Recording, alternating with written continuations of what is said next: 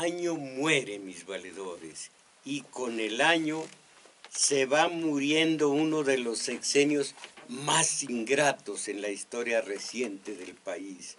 Y en todas partes dejé memoria amarga de mí, pudiera decir con don Juan Tenorio, el titular del Ejecutivo.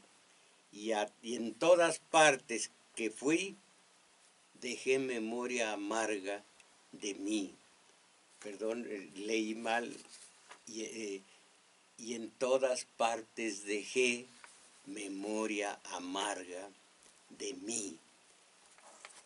Y del Ejecutivo de Peña, pudiéramos decir tantos de nosotros, de los gobernados, el epitafio de un personaje inconmensurablemente mayor, más grande que el mexicano, el cardenal Richelieu. De él se dijo este epitafio que pudiera cuadrar al sexenio y a su titular. En su gobierno, en el de Richelieu, en su gobierno hizo cosas muy buenas y cosas muy malas. Las cosas buenas las hizo muy mal. Pero las cosas malas las hizo muy bien. Y allí, para atestiguarlo, resaltan los hechos, no atestiguarlo de Richelieu, sino lo de Peña. Los hechos abominables de Atenco, hasta ahora en una absoluta impunidad. Atenco, Tlatlaya y Ayotzinapa, Tanhuato y Apatzingán, Nochistlán y los sobornos de Olbrecht y de Higa y las mansiones de Malinalco y la Casa Blanca, además de la violencia, la corrupción, la inseguridad, los cientos de miles de cadáveres, de desaparecidos, de fosas clandestinas, de pueblos deshabitados que han arrojado los dos últimos sexenios, el del matancero ebrio de gloria y poder y el actual. Muerte y destrucción, destrucción y muerte. Y unos derroches descomunales en el Congreso de la Unión, el legislativo, todo, los diputados y los senadores. Cerca de 500 viajes en estos días, bueno, en este sexenio, de los legisladores al viejo mundo. En fin, una porquería que recuerda las palabras de mi padre. No, mi hijo, no me admiro de ellos, me admiro de ustedes por aturdidos, por aguantadores, por estoicos, por indiferentes, por enajenados, porque reciben los opiáceos con una tranquilidad y su interés está, no sé si en las chivas o a estas alturas me dicen que ya no son las chivas, que son los tigres, los zorros, las lagartijas. Caramba, no me admiro de esos que están haciendo de nosotros lo que les dictan sus reverendas criadillas. No, de nosotros. Pudiéramos ser, porque lo somos en realidad, los dueños, como les he dicho, de la casa común, con sirvientes que miren por esa casa común, muy bien pagados ellos. Pero nosotros, caramba, ¿qué seremos los mismos que hicieron la revolución de los Flores Magón? No esa revolución pequeño burguesa que, dando casi 1 millón de cadáveres, no sirvió más que para la oligarquía. Yo no respeto a los que hicieron esa revolución, respeto y mucho, a los Flores Magón y a los, bueno, ya esto después, el anarquismo tiene él era anarquista, el anarquismo tiene un lema y se atiene a él, anarquía es orden. Y es tan alta la mira, el ideal de la anarquía, que dice, y eso no es posible, somos tan buenas gentes los seres humanos que no necesitamos quien nos coarte, quien nos guíe, quien nos castigue. Nosotros, nuestra pura conciencia. No, la anarquía sería para una república de ángeles, no para nosotros. Pero esos anarquistas hicieron la verdadera revolución. Pero eso no lo sabemos, no lo sabemos. Nosotros estamos atenidos al horror de la historia oficial. Miren, los Flores Magón, si supieran ustedes todo lo que hicieron, hasta Ricardo dar su vida terminada en una cárcel de Estados Unidos. Bueno, si supieran. Ahora, hubo un priista con unas acciones pésimas. Lean ustedes, bueno, no les digo dónde lean para que solamente sepan ustedes que hay documentos de lo que ese priista, era priista, lo que ese hizo durante su vida. Lo mataron. ¿Cuántas avenidas, cuántos auditorios, cuántas aulas, cuántos mingitorios no tienen el nombre, el apellido de Colosio? ¿Quién fue Colosio? ¿Y quiénes fueron los Flores Magón? Pero sobre todo, ¿quiénes somos nosotros? Que no conocemos ni siquiera, que no conocemos la historia, no nos conocemos a nosotros mismos, mucho menos vamos a conocer la historia. Ya hablé de la corrupción ahorita, ya hablé de la Casa Blanca, ya hablé de la mansión de Malinalco.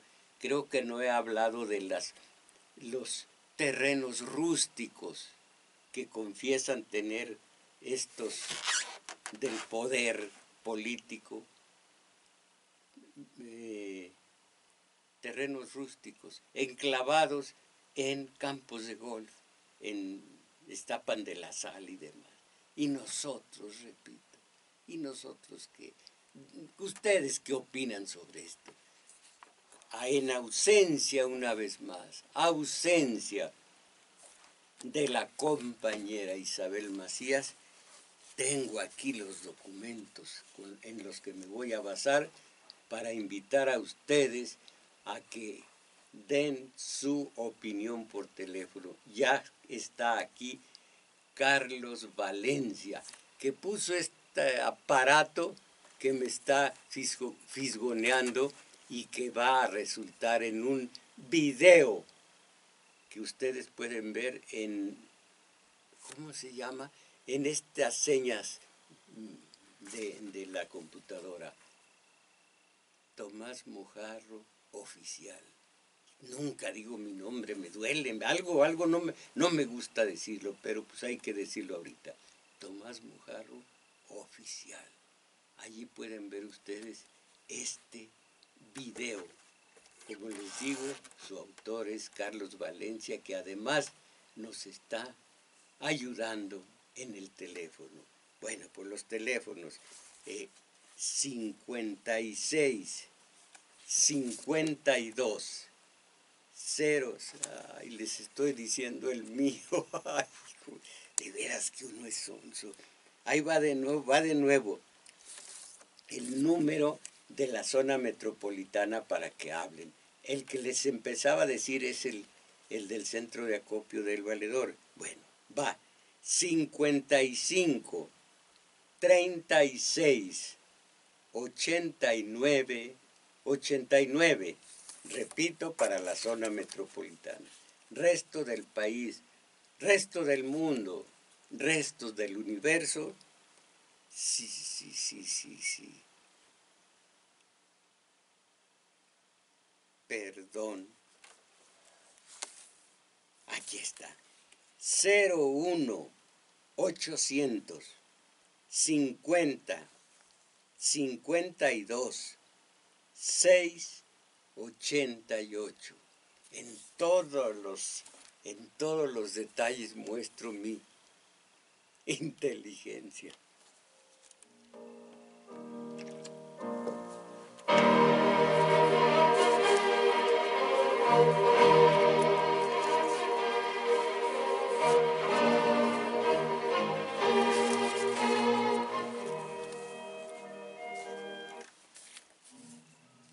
Concierto número 5, el famoso Emperador de Beethoven.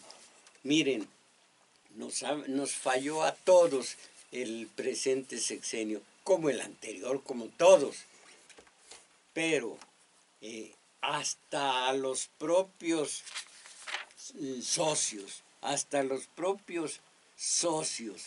del titular del Ejecutivo de Peña, les falló.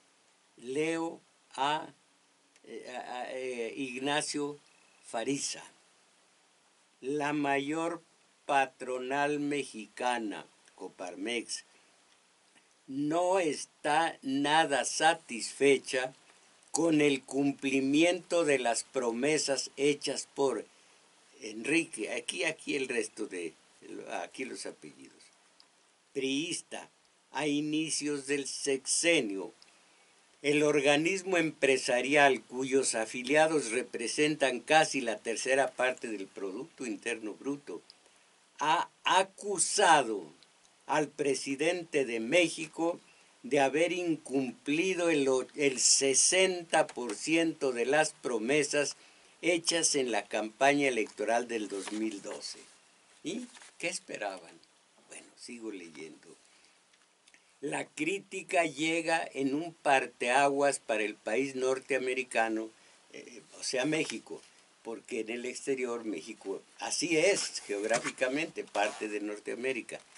Para el país norteamericano la crisis llega en un parteaguas de su historia.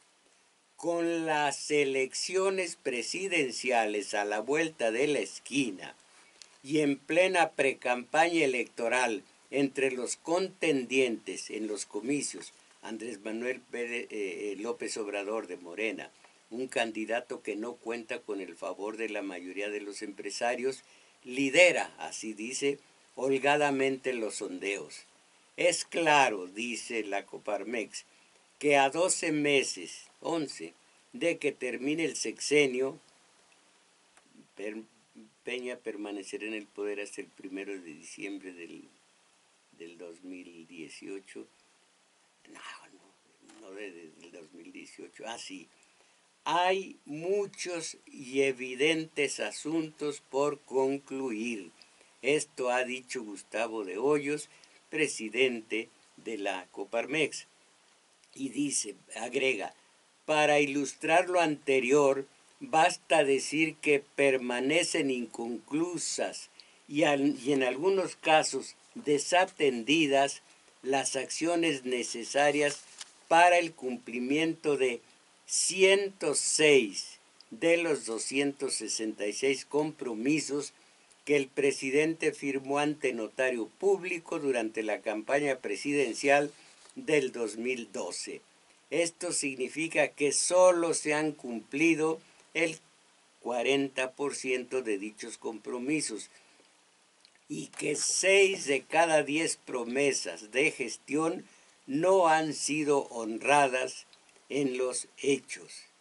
Se refiere fundamentalmente a obras críticas de infraestructura con, ¡ay, qué terrible palabra!, conectividad.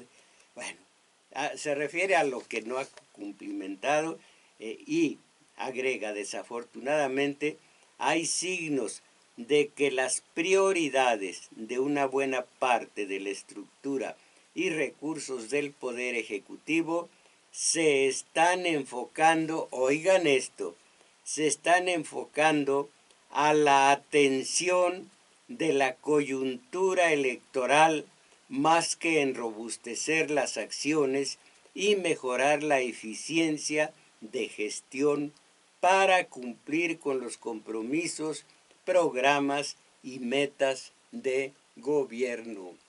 Todo el esfuerzo, todo el dinero, todos los medios, toda la manipulación, todo lo de todo está enfocado a que gane Mid.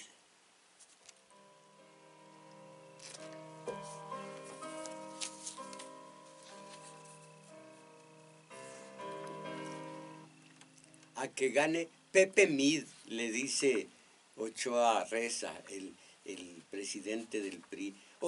Pero se llena la boca diciendo en cada entrevista 15 o 20 veces por segundo, Pepe Mid, y Pepe Mid, y Pepe Mid va a ganar, y Pepe Mid. Pepe Mid, caramba, parece que necesita uno dejar de ser varón con las varonía en su lugar para estar alabando como si una mujer alabara a un hombre o un hombre a una mujer. Pepe Mid, alabándolo. Bueno, pues ocultó Odebrecht en varios países recursos. Los recursos destinados a sobornos salían originalmente de Brasil. Bueno, esto ya lo sabemos. Entre el 3 y el 9 de junio del 2009, un mes antes de la elección federal de aquel año, una empresa offshore, fuera de playa, bueno, fuera del offshore de Odebrecht en Panamá, transfirió de una cuenta de Credit Corp Bank de aquella misma nación $2.358.138 a la compañía Fantasma, oigan esto, compañía Fantasma Brundenburs de Veracruz, con la intermediación de Banorte. Al año siguiente, las transferencias oscuras de Odebrecht a México superaron los $3.657.000 a la misma empresa Fantasma de Veracruz. Según las acusaciones, en medio de está el mexicano que jura que es limpio, que él no tuvo nada que ver, el que fue gerente de Pemex. Bueno, y otros más dineros que no han sido identificados en el estado de Michoacán, donde la empresa brasileña construyó una presa al doble del valor inicial. Mis valedores, ¿cierto o no es cierto que ya nos tomaron la medida, que ya nos faltaron al respeto, que ya nos vencen por nuestra pura apatía, que todo nuestro fervor se enfoca en las canciones en inglés de esos cantadorcitos que cantan con pitito de calabaza, como pito de calabaza, aguditos, aguditos? Alguna vez dije y lo sigo sosteniendo, aunque ella ya no canta. La única voz varonil que yo escuché en México fue la de Lucha Villa. La única voz varonil aquí, la de Lucha Villa. Fuera de eso, pero es nuestro gusto, no el mío, pero es el gusto de los mexicanos. Entonces, hubo más dinero en Michoacán, donde la empresa brasileña construyó una presa al doble de su valor inicial. Las complicidades están en el gobierno, y el gobierno actual es de Peña. Esta operación, dice, estas operaciones involucraron el Main Bank de Antigua, Credit Corp de Panamá y Banorte de México. En el 2011 las transferencias se llenaron pues en los documentos revisados por MCCI y solo se detectó una operación por $480,000 en febrero en el estado de Veracruz, pero en el 2012 la actividad reinició con fuerza hasta cuando transcurrían los primeros días de la campaña presidencial. Reinició con fuerza. Si manejáramos el español, diríamos reinició algo, pero no, reinició o se reinició con fuerza, pero no, reinició. En la corrupción, lo que más arde, al menos a mí, es esta suciedad con que manejan algo tan hermoso como el castellano, con el que nos comunicamos todos. Ustedes, los padres de familia, en castellano dijeron a la mujer y y usted mujer al hombre, te amo, en castellano. Y estos, miren lo que están haciendo con el castellano.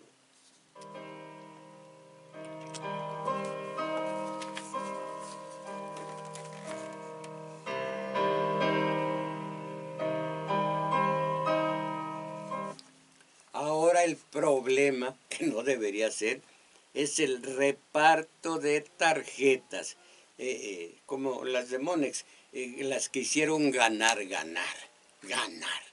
a Del Mazo en el Estado de México. Leo que la decisión del Tribunal Electoral de considerar el reparto de tarjetas de programas sociales como propaganda electoral abre la puerta a la coacción del voto. Esto lo juzgaron los consejeros del INE y se procedió en consecuencia.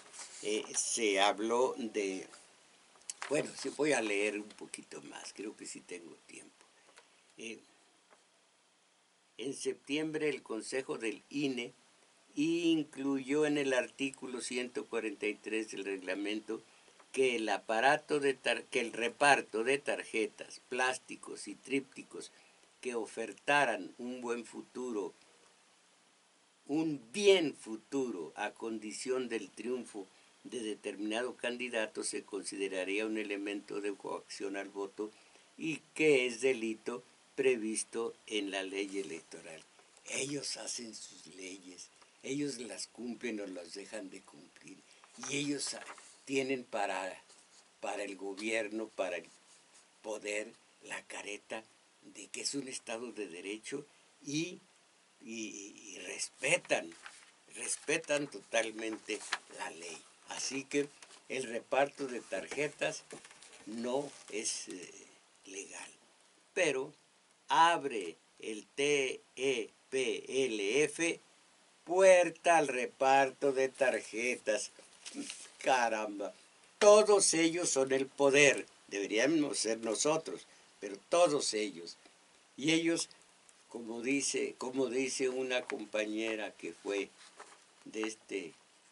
mía, ellos se acuachalangan entre ellos. Voy a decir algo muy elegante, ellos se alcahuetean.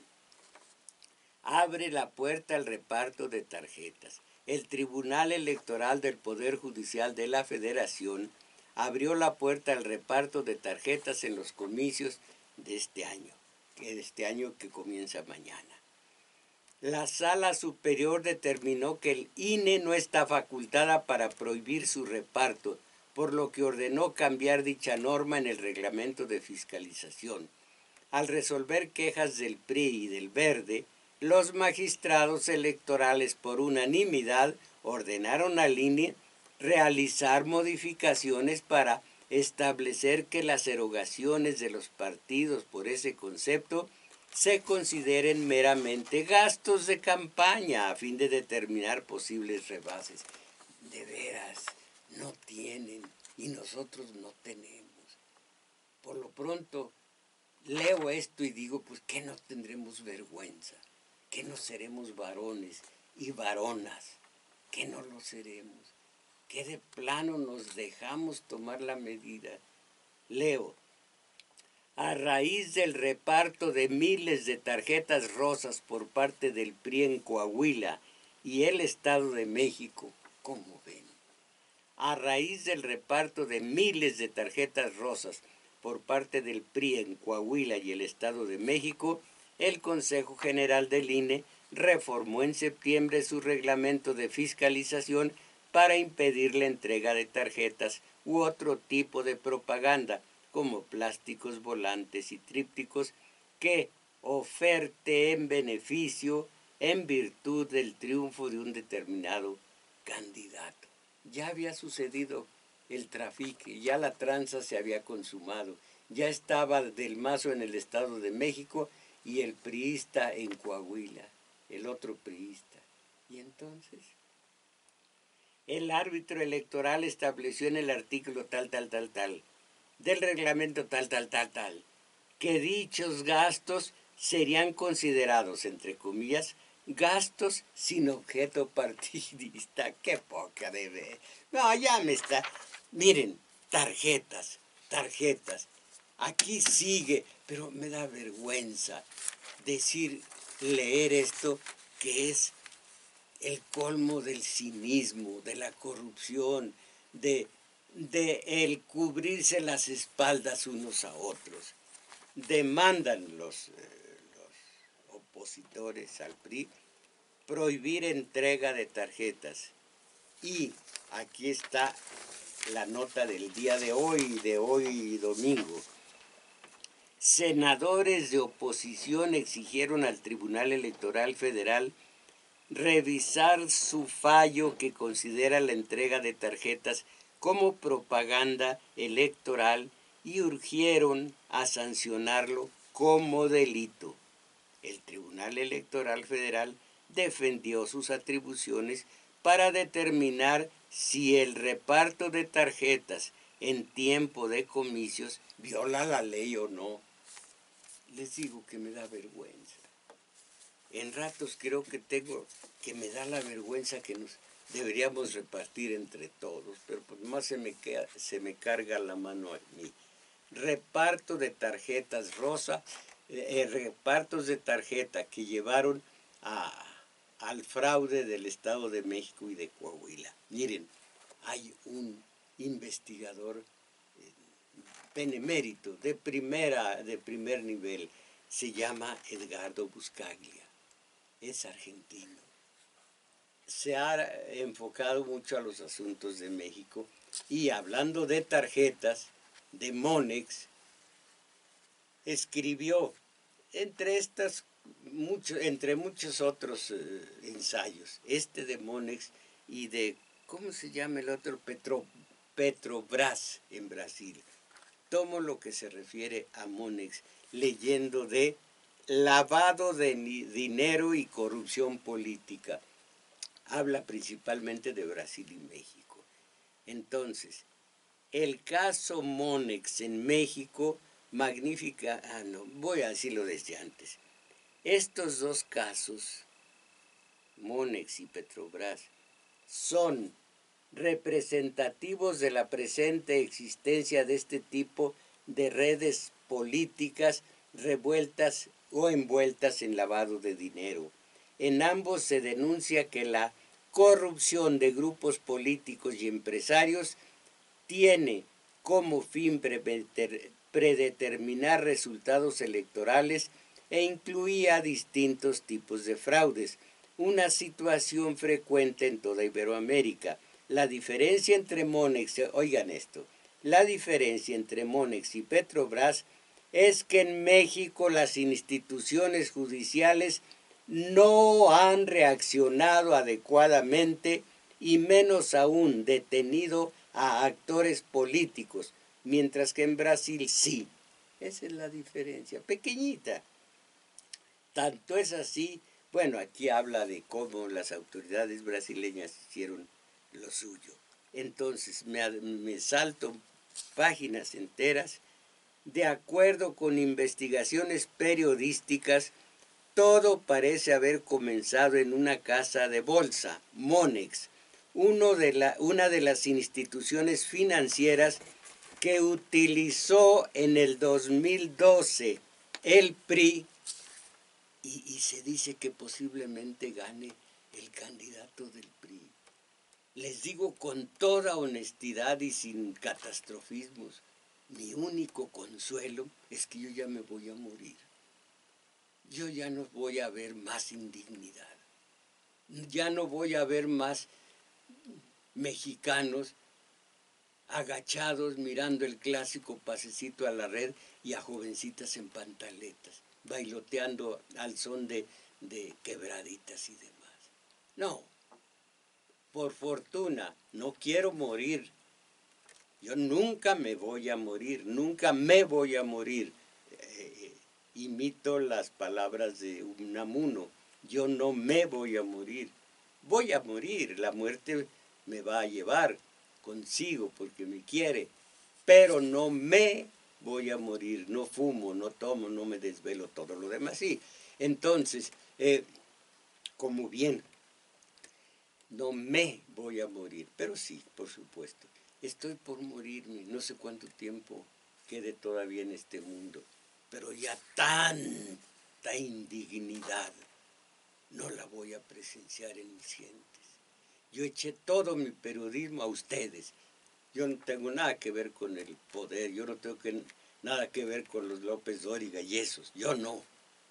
Yo creo en ustedes y creo en mí, pero observando lo que observo, pues digo, ¿cuánto falta para que yo ya no sea? Y entonces, no sé, no, la gran interrogante sigue siéndolo para mí, ¿qué habrá más allá? Por lo pronto, toda esta suciedad ya no la voy a vivir yo durante mucho tiempo. Leo de nuevo, de acuerdo con investigaciones periodísticas, todo parece haber comenzado en una casa de bolsa, Monex, una de cuyas instituciones financieras que utilizó en 1912 el PRI para obtener apoyos a favor de su candidato a la presidencia, Enrique Peña Nieto, quien finalmente logró jurar el cargo. Vía monederos electrónicos se denuncia que el PRI logró comprar una cantidad indeterminada de votos a favor de Peña, principalmente entre la población más pobre y con menor educación del país. Gracias a la triangulación, también se denuncia que en la campaña de Peña se gastó 3 veces más del tope permitido para por las leyes mexicanas para una campaña presidencial, por un monto ilegal equivalente a alrededor de 200 millones de dólares. Después de investigar periodísticamente a la institución financiera, se denuncia que Monex no solo triangulaba dinero para campañas políticas, sino que había sido empleada por redes de lavado de dinero del crimen organizado desde mucho tiempo atrás. Pero ahí no termina el recuento de las denuncias sobre las relaciones de Monex con el lavado de dinero. En el 2008, autoridades españolas informaron a las mexicanas que un operador financiero de la organización criminal liderada por los hermanos Beltrán Leiva podría haber lavado unos 85 millones de dólares por medio de Monex, y ahí continúa que Tomás Yarrington también estaba con Monex, y también a atar cabos llevaría mucho esfuerzo a las autoridades mexicanas si realmente quisieran realizar su trabajo judicial sin dejarse someter por presiones políticas corruptas. Sí llevaría mucho esfuerzo. A pesar de las denuncias de la oposición política mexicana, oposición entre comillas, acerca de que Monex hizo ganar a Peña la presidencia, también, yo digo también Televisa, ningún funcionario hasta el momento ningún funcionario de esa empresa ni político alguno había sido detenido. Incluso en febrero de ese año, el Tribunal Electoral Federal Mexicano exoneró al PRI, que poca sangre fría, exoneró al PRI por este caso, asegurando que el partido no cometió ningún delito al entregar tarjetas a votantes durante la elección del 2012, lo cual parecía ser otro indicador del pacto político de impunidad prevaleciente en el país. Ya nada más un pequeño párrafo ya.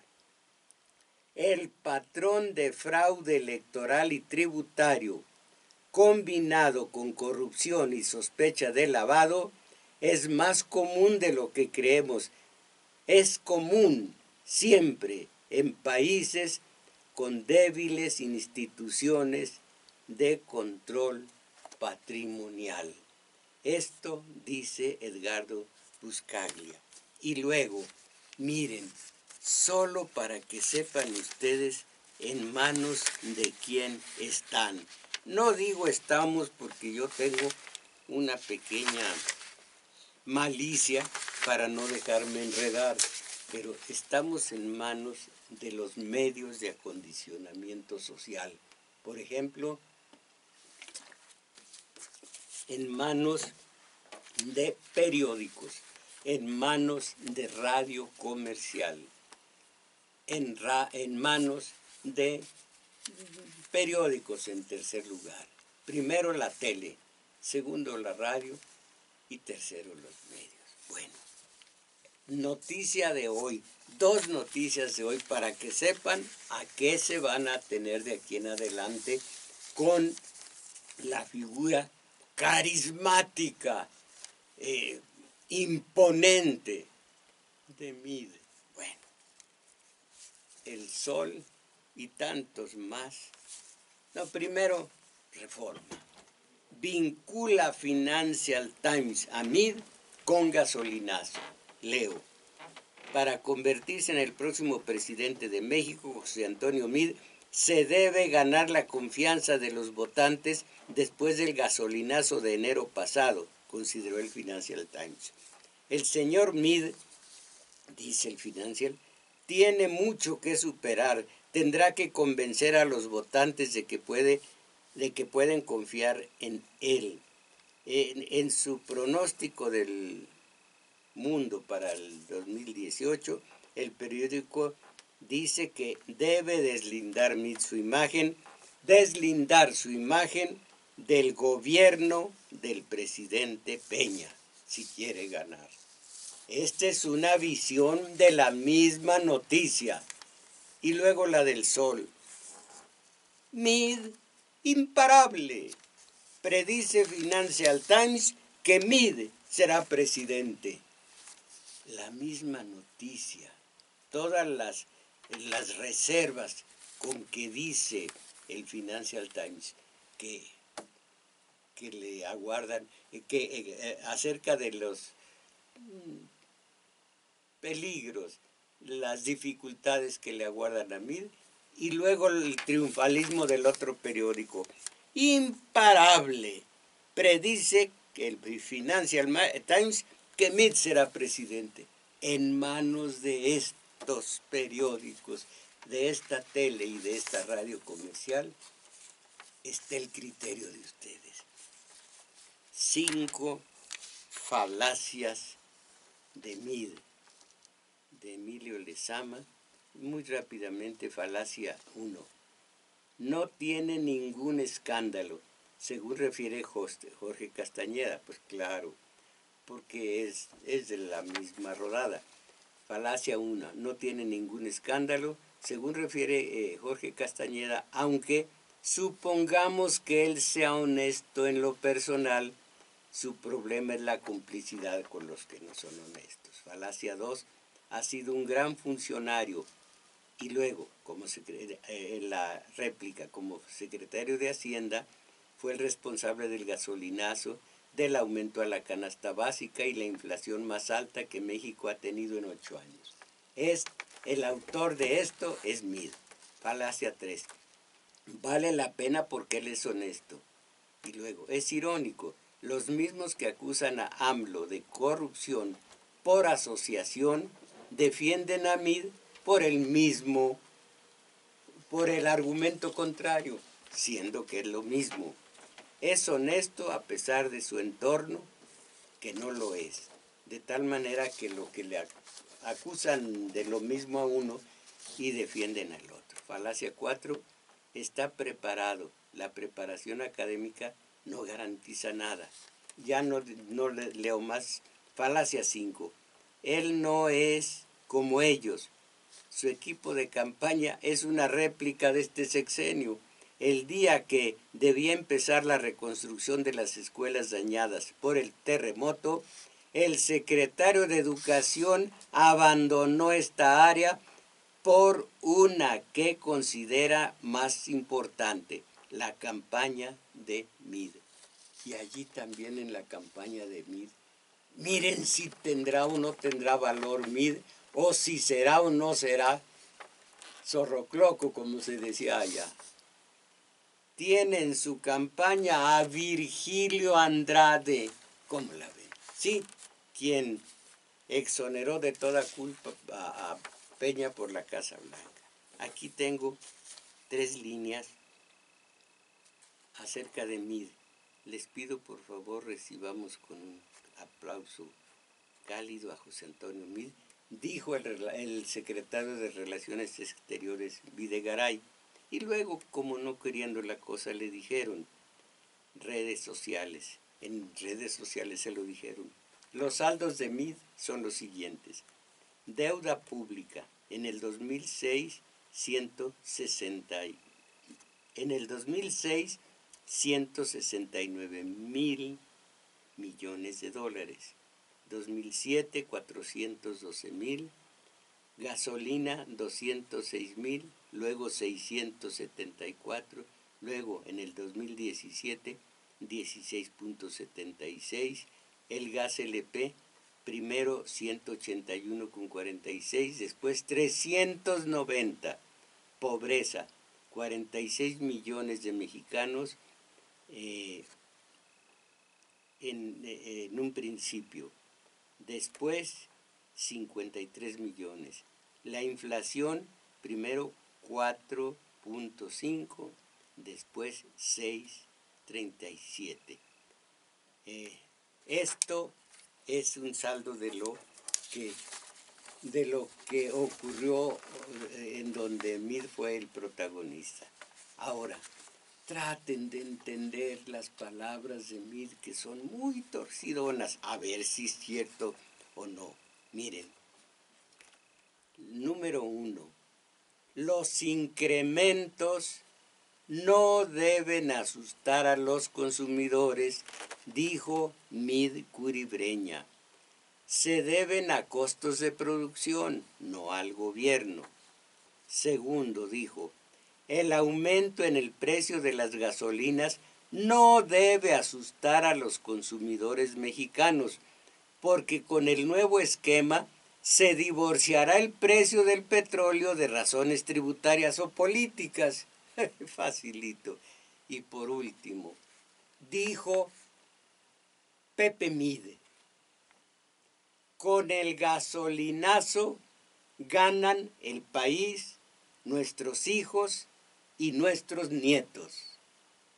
Meade, mis valedores. Cierto, todo esto es México, pero qué caramba somos nosotros.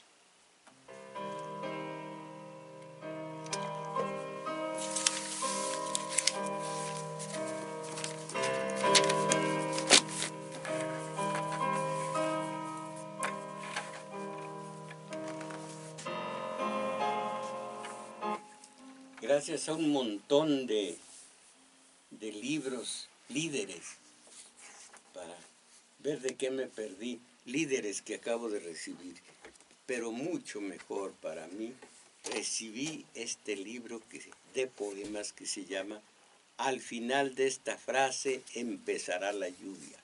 En ellas, bastantes buenos haikus de Minerva González Guzmán. Ustedes saben, el haiku es originario de Japón, lo trajo a México José Juan Tablada. Es muy difícil de practicar el haiku porque son 2, 3 líneas únicas y allí en esas cuantas líneas se concentra el poema. Por ejemplo, puedo decir los versos más de qué versos más tristes. Puedo decir algunos de los autores que vienen en este libro, como son tantos: Alberto Páez, Javier Rodríguez Gómez, América Ayuso, Cristina Antovalí, Diego Arredondo Morales, Fernando Fernández, Gerardo Rodríguez, Guadalupe, muchos más, y entre ellos Minerva González Guzmán, que es quien me envía el libro, y Colibrí, por ejemplo, un haiku: ala de aire, fugacidad del tiempo, vence la muerte. Oruga y seda, tibieza de los muslos, la mariposa. Fíjense en eso. Oruga y seda, tibieza de tus muslos, la mariposa. Una mariposa que la horrorosa moda moderna ha quitado del sitio maravilloso donde algún otro poeta había hablado de esta forma de mariposa. Bueno, gracias a Minerva González Guzmán. Al final de esta frase empezará la lluvia. Miren, según lo que oyeron, calculen si vale la pena o no que estudien conmigo la teoría política, que no se dejen no se queden en el pobre corto plazo, que es una trampa del sistema. Nadie a base de corto plazo va a entender lo que ocurre en este país, ni de la historia oficial. Tenemos que estudiar la historia verdadera y un corto plazo vinculante. Bueno, no vinculante, que se vincula a la historia verdadera. Los invito a que estén conmigo los sábados de 11 a 1 de la mañana en el Centro Cultural El Juglar de Manuel M. Ponce, 233 Guadalupeín. Allí mismo tenemos cada domingo nuestro taller de lectura, donde vamos, saliendo poco a poco de la mediocridad. Y ahora lo que dicen ustedes, ¿de qué voy a hablar hoy? Pues dice que va a ir Raúl allá vamos a escuchar. Lo que sí le digo es un tema muy interesante, un relato espléndido. Ya veremos, ya verá usted, ya oirá. Isabel Macías, les mando un saludo a todos los del equipo y al maestro. El próximo domingo estaremos por allá. Oiga, doña Isabel Macías, no quiero involucrarla, no quiero inficionarla con ideas subversivas. Pero ¿por qué el domingo, cuando menos, por qué no se divorcia de papá Freud? Ya, déjelo en paz. Freud mismo ya me dice, ya estoy para el psiquiatra con esta psicoanalista. En fin. Manuel Valdés, gracias que me felicita. Y que se extraña a la compañera Isabel Macías. Yo cuando no está ella, ya ve que me hago cocas con las señas telefónicas. En mi pueblo así se dice, me hago cocas, o sea, me equivoco todo. Dice Lucrecia Espinosa. Bueno, sí, gracias. Y por muchos años sí, como me voy a morir, digo, voy a morir, pero trato de quedar en la memoria de 3 o 4 de ustedes, ya sea para que me detesten o para que se acuerden de lo mejorcito de mí.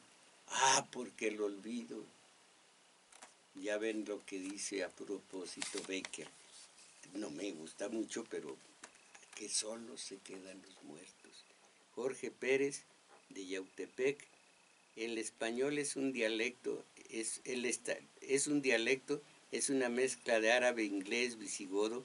El artículo aquí habla mucho de que la independencia fue una farsa, la batalla del 5 de mayo la ganó un español en agua, ese sí es un idioma. Bueno, todos, Jorge Pérez.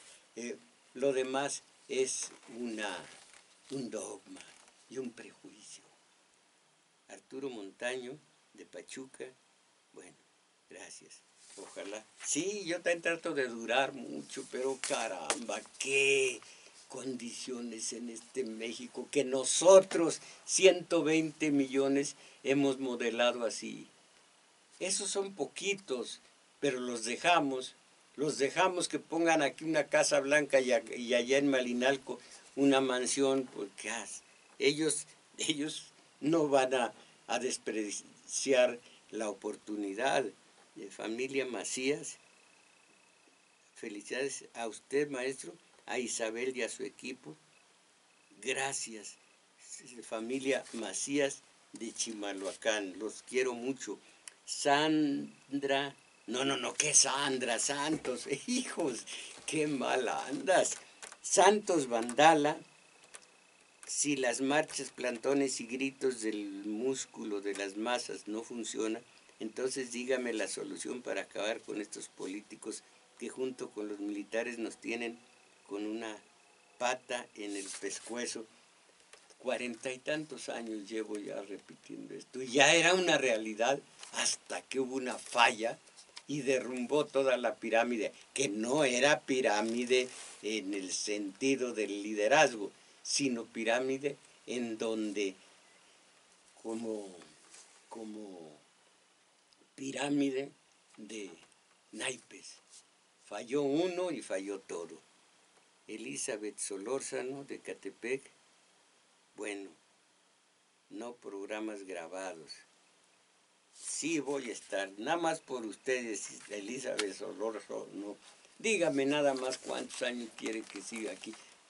Que siga viendo lo de Monex, que siga viendo a este INE y a este Tribunal Federal Electoral que están haciéndose como el famoso tío Lolo con las tarjetas y al final de cuentas son las que van a rifar.